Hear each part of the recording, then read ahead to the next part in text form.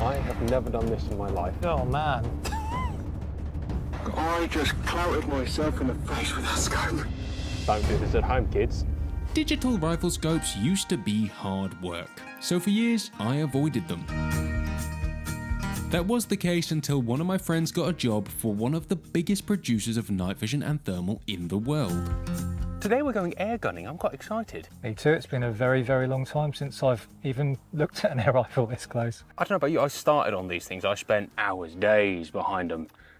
Thousands and thousands of pellets, years and years. I've brought two today, two of the finest, a 110 and a 100 bullpup by Virock. And atop them are two things that I have never tried. I tried digital scopes in the early days and they were really bad. And so I went back to glass and lamps and a thermal spotter. The fun way. Since, yeah. Now, you can buy these things for really reasonable money. This is $650. This is slightly different. This is a digital day and night scope. Prices vary. SRP is about $699 for the scope on its own, $799 with a whole host of accessories, including an illuminator, but actually a lot of people prefer to use their own illuminator, already have one. So I took it out for a zero the other day because I couldn't wait. And I had it in night mode for the first hour because I was like, this is amazing. And I was scrolling through the menu because obviously, you know, I don't read manuals, as most of us don't. And I found the night mode and then I found it into day mode and oh my goodness. Yeah. Full colour, real easy, adjustable contrast. It's a really handy thing and it is extremely intuitive. And the day mode is actually so good. You use it well into last hours of light as well. You'll see that later when deer and everything else starts moving around. The twilight hours when you're usually traditionally chasing a day scope and the light transmission of high 80s, low 90s, those things are light intensifying. So it's better than 100% in terms of actual performance. You're seeing in colour as well, which isn't something that we're used to seeing. I'm looking forward to cool. that. That's a thermal, different price point. It's worth mentioning that thermal is significantly more expensive than night vision. This scope was $3 grand. It's one of those, if you put it in the context of a thermal spotter, the $2 to $4 grand range is what you'd expect for a high quality thermal spotter. This is the best tech within a scope. When we're using it later, you'll see the quality of the image is phenomenal. Gone are the days where you're kind of looking at a blob and hoping there's not a fence or something in the way. And you can still get that for a lot less money, I'm aware. Certainly in spotters. I own a cheaper spotter and it's great, but the ones below it are a little bit blobby. They're blobby. You're looking at your detection rather than identification, and I think this actually does boast identification. You can actually see detail, you can identify deer species, absolutely no problem. It looks very much like night mode in that thing. You will or won't understand it. A lot of viewers will or won't understanding it. Or care. Or care. I'm not the guy who cares. I just want it to work. I get into tech because we look at it, we kind of go, okay, yeah, well, it's got that sensor and it's got this and it's got all this sub edit, and you kind of go, okay, that's great. What does it actually mean? Quality, your quality of image, your ability to differentiate hair and even colours. When we look at the targets later through this, you'll actually see the differentiation between the two colours. That's just the way they transmit heat, what they give off. That can be seen. It's that sensitive. You'll see whiskers on foxes with this thing. You won't with a lesser unit. So that is interesting because you sent me a spotter that's way better than my Lynx 19 and more expensive. Yeah. And I went out stalking with it and I could see fallow doe, 2 branches in front of her. That kid's got one piece of bracken, and it's definitely bracken because it looks like bracken, as opposed to heat, a couple of blobs, and it's a good spotter, but it's well, there's a straight line in front of it. Could be a stick, could be something. Yeah. That's it. Whereas when you're looking through that Falcon, it is the best that we do. It's £2,600 as a spotter.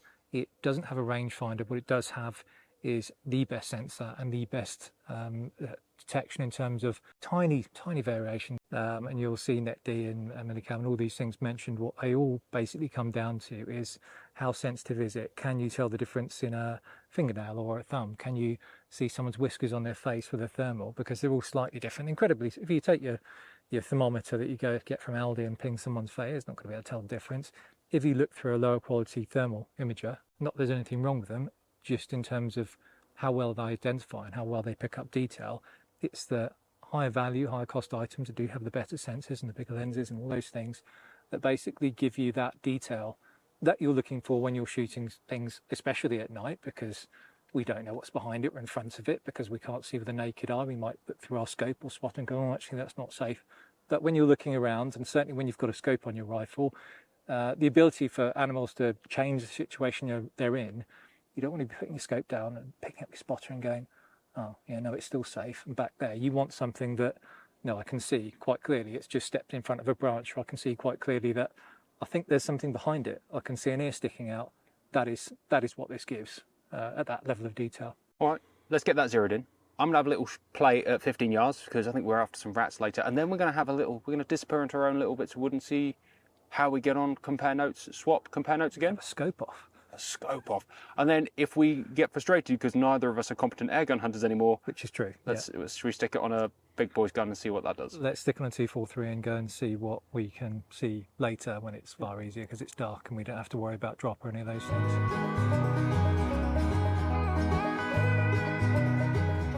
Just getting through the zero now. I'm pretty sure I've forgotten to press record, but there are plenty of videos on YouTube to show you how to do this. The concept's easy. You have a crosshair, you aim in the middle, let's say the pellet goes up there, you log into the zeroing app and it will give you an X movement and then a Y movement, and it keeps your original spot where it is. So all you do is you keep that crosshair over the original centre of the ball and you move your new crosshair over to where you hit. I'm pretty happy with that now. I've zeroed quite close at 11 yards. Nice close zero for when we're going to be ratting earlier, and I know that it's me crossing somewhere 30 yards-ish. No, so, yeah, just shy of what I would have thought. When it goes, so pellet's going to travel up and then come down and land there. Hopefully if I've done my bit then it's on there, but I'm thinking close range ratting and getting close to things, which it's been a long time since I've had to do that.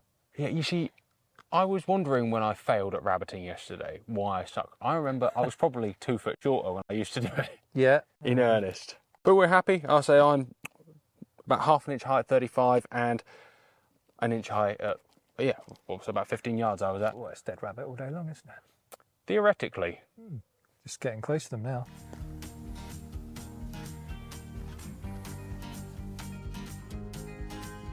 Even though it's very, very hot today, just got amazing, amazing clarity. You can see the ridges on the bark of the oak tree. You can see a mouse, must be at least 50 yards. But no rabbits and no squirrels. Just seen the guys walking up the way, so I presume they've walked the length of that field and come on, land. Oh, you look like you're ready to land. This is an amazing little flight line. I mean, it's brought me great joy to sit on it. Clearly the 2 pigeons I bumped off walking down that hedgerow were not the standard. The concept of a city tree is something that I have definitely not forgotten since I was a kid. You find the tree, the pigeons like to sit in somewhere they feel comfortable and safe and park underneath it, and I genuinely thought that I'd maybe been lucky. I mean, I could sit with a silenced 410. Maybe that should have been the thing. Maybe I should have thought this through and bought a silenced 410 and walked back with a big armful of pigeons, be like, yeah, crop protection with an air gun, don't know what your problem was, son. Easy. Actually, back in the day we did actually used to decoy pigeons into air guns. That was hard work as well. That was hard work. What I'm finding is I can see lots of birds, lots of hares, nothing we're trying to shoot.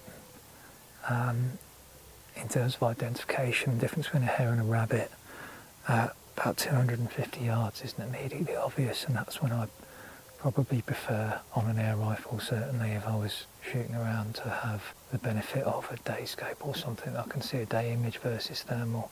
Don't be wrong with this close up, which is a 2.5 grand unit, which I may be using for air rifle shooting. I can tell at 50 yards whether it's a hare or rabbit, no problem. When I'm looking further out, I'm thinking, would I like a pair of binoculars or something like that, or just a day scope that I can zoom in, or a digital scope I can zoom in? Yeah, probably. The clarity on this scope is unbelievable. Price point wise, I feel like there is going to be one stuck on my air gun pretty soon. That said, there's no reason that I wouldn't actually put this on something a little bit bigger, if I wanted. Given the amount I use my air gun.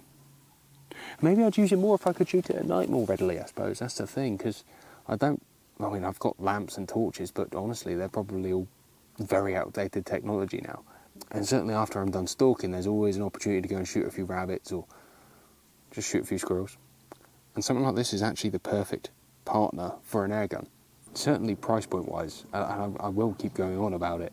What's more annoying, honestly, is that I just bought a brand new thermal spotter, and currently this scope is on offer with this thermal spotter for £2,100 instead of £2,300.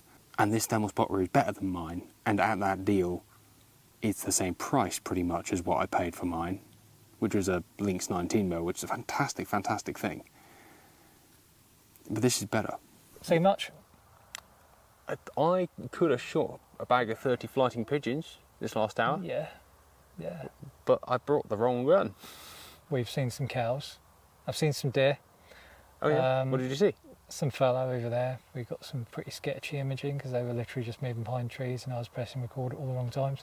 Well, I was thinking genuinely I'd put that on a deer rifle. It's clear enough out to 100 yards to ID it, know what it is, and have a good, clear shot on it. Exactly what I'm going to do with it after this film. I'm going to stick it on my 243 and have it as a dual purpose day-night scope, which funnily enough is exactly what it is. It's recoil rated for that. Yeah, absolutely. Centerfire rated, no problem. I think as an air rifle scope it's brilliant because it is day-night and you don't have to worry about lamping or anything else like that, and it's in the right sort of price bracket for quality versus performance. £700 isn't cheap, let's be honest. But It's not a small digital amount of money. day scope, what are you actually going to get that's better than that? Not a lot. Not for 700, Not which is good. 700. It's brilliant for what it is. I would quite like to shoot my first deer in a thermal scope. Okay.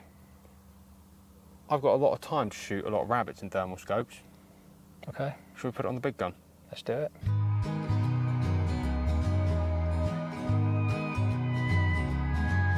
Through a mixture of bad luck and low patience, we decided to stick the scope on the big gun and look for a deer at another farm. This scope was provided with a rubber eye cup, which we decided not to use.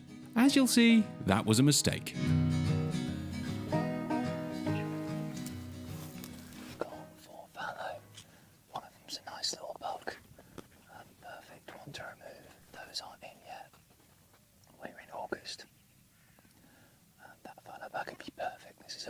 So it's kind of zero tolerance on fallow. We'll certainly never get rid of all of them, but fallow bucks have definitely got to go and we'll be quite heavy on the does when time comes.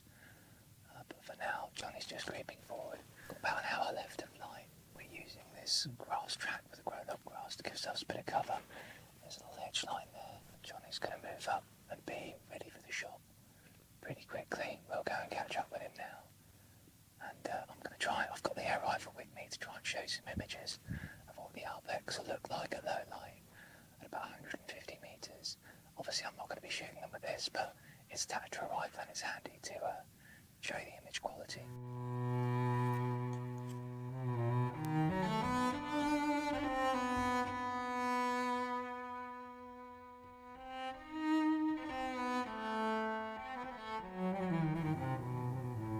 It's full broadside now, yeah? Yeah, with its tail up. Yeah. Arse to us now. Straight at it, yeah? Straight at it with the shoulders.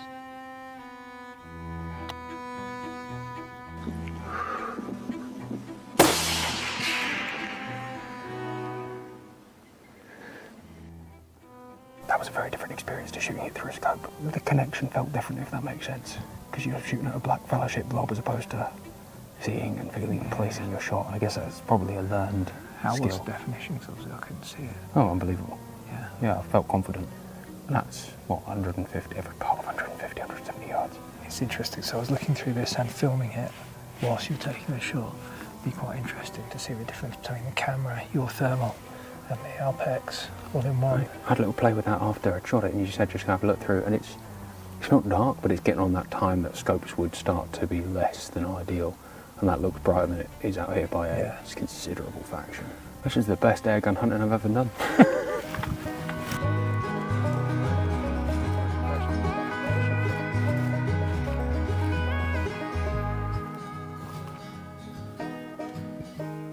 My first thermal deer. That's not what I expected today. Absolutely perfect. Yeah, couldn't get better than that in terms of shot placement. Well done, sir. Let's drag him out and Do the business. do the business. And then rats. And then rats. What we came here for. Yeah, with an air rifle. Although, I feel like this was way more memorable. Yeah, that was pretty cool. I feel it was my first step into the future.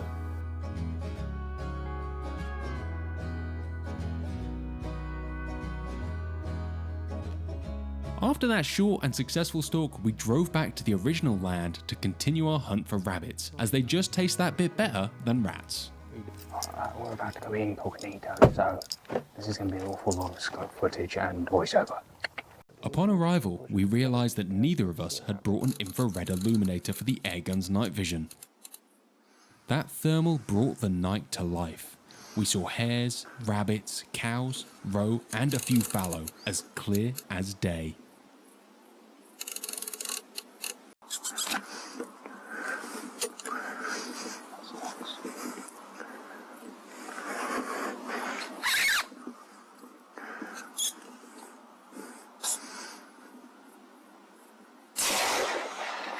I just clouted myself in the face with that scope. Do you want to chuck a light on this space? I have never done this in my life. Oh man. I think with a normal scope, you kind of look what you're looking for. That one's so comfortable just to nestle up to it. After those air guns earlier as well, that's definitely a bad habit. Don't do this at home, kids. But we did just blather a fox. Well, I hate to say it, it's probably going to sky. It looks pretty deep. It feels pretty wet. It's pretty swollen. I think Thanks. it's a wrap. I mean, I suddenly have gone off digital scopes. And so that is the story of how I got this tragic new scar. It's not even that tragic. It's manly and cool. Although I genuinely thought the first time I would scope myself would be with something more manly and exotic than a 243. So the Alpex is the reason we went out. The Alpex was the thing that I wanted to buy, and at £700 it is a bargain. £700 for something that is that good a quality was mind-blowing. It does need an IR illuminator, but you can pick those up for reasonable money now. My order is going to have to wait though, because I went online to have a quick look at Stellascopes, the £4,000 thermal imaging scope that I don't need. And it's on offer currently for £3,000, and it comes with 2 trail cameras, and I actually am a bit of a trail camera geek. I'm one of the few people in the UK that puts them out so I can go and see deer and find out where I should be spending my time with a rifle. And then the SH50, the baby brother, is £2,000 down from £3,000. So this is going to be a hard decision. I'm probably going to have to sell one of the shotguns that I don't use, which is kind of heartbreaking. I mean, honestly, once you've seen through one of those things, you can't be unseen. Either way, guys, thank you very much for watching. This has been a pleasure of a video to make, in that it is certainly an unforgettable experience. Guys, the links to all the gear we used is in the link in the description, as always. Thank you very much for watching, and thanks for Rich for giving me a lot of firsts. Thank you for watching, guys. This channel is made possible by our amazing sponsors. You can find out more about them in the description down below. And if you want to support the channel, you can join as a member. You get loads of extra content, well, some extra content, and occasionally we hook up and go clay shooting together as a membership group. If you don't feel like joining today, we really appreciate you watching and subscribing. Have a wonderful day.